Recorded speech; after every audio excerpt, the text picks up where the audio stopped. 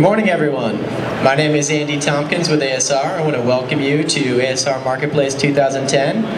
Very excited to be here and appreciate you coming this morning. We've got a great topic and panel of speakers. This morning we're going to be talking about how action sports brands are responding to fast fashion and considered strategies in response to maintaining and growth strategies in the juniors market. I'm going to be speaking specifically to O'Neill Clothing this morning. I think looking at the junior market and what's happened over the last really 24 months, the challenges are clear. What worked over the last 5 years clearly won't work over the next 5. In our specific case, we've seen our sales mix slide from a 60% men's, 40% juniors to a 70-30 scenario. So that's really pushed us to really turn this segment of our business upside down and really start from scratch. Ultimately, if you look at the retail space right now, and specifically speaking, not to the core, but to some of the specialty retailers that are mall-based, it's very clear that they're less focused on making single brand statements now, and they're really looking at us to build trend collections for them to keep up with what's happening at the Forevers, the H&Ms, and all these other fast fashion vertical retailers.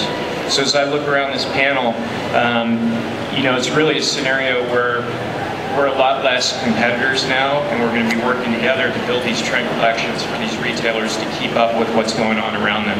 So that's pretty unique for us, where once we were trying to build these giant single brand statements in retail doors, that scenario has completely changed on the junior side, not the case on the men's side.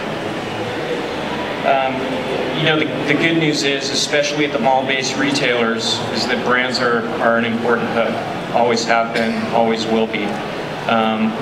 We're going to see them really assort around our brands with a high degree of private label, to keep up with price point, to keep up with high margin items that can really drive their business to stay competitive with what we're seeing, at these vertical retailers. In our case specifically, what have we done to address it? There's been a number of things that we've launched over the last 6 months. It started with a complete revamp of our human capital on the junior side of the business, from a new senior VP down to new director of marketing.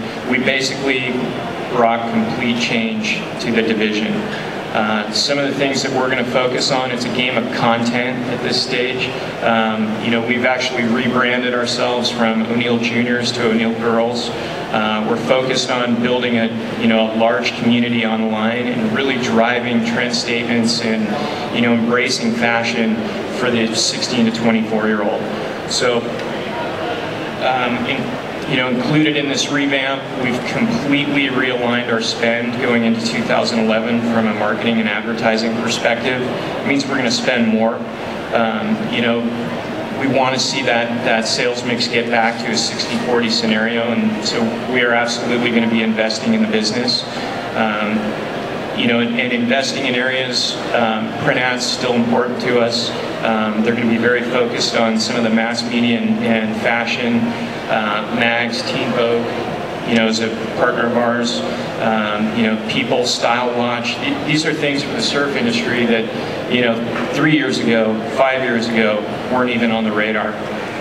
So we need to, be as relevant to these vertical retailers, we need to be as relevant to the consumer as these vertical retailers are as relevant to the consumer.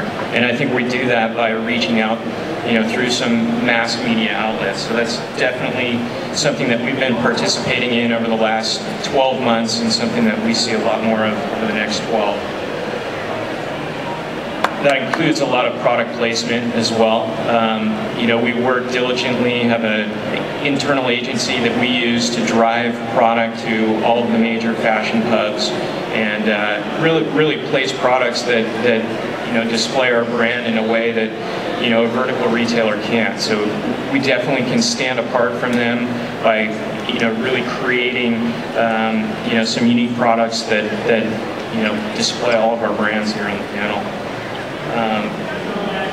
I think another key element for us moving into 2011 is collaboration. You're going to see O'Neill aligned with different brands to create something really attractive and unique to the consumer.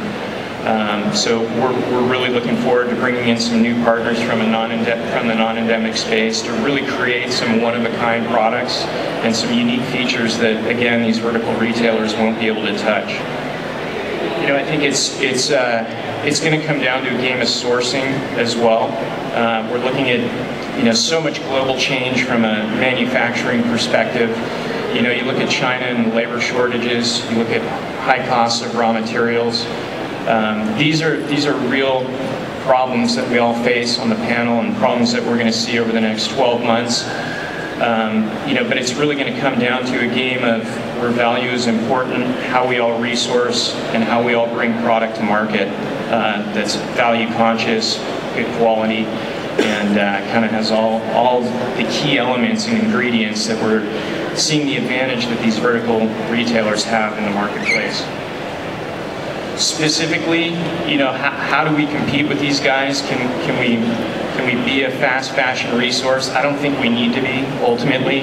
I think you'll see, from O'Neill specifically, a speed to market strategy that's going to break out of the norm, which is the 10-month design calendar. We're going to be dropping some products a lot faster to refresh retail floors and to really, chase some trends that we're seeing the verticals turn in 90 days. So that's something that's going to be new to market. It's going to kind of get us out of that pre-book phase that we're all so used to. I think it's an education process for all of our retailers to get into this habit of if something's hot, bring it in. And we'll be building products and taking them to market sight unseen. So I think in a nutshell, that wraps it up for me.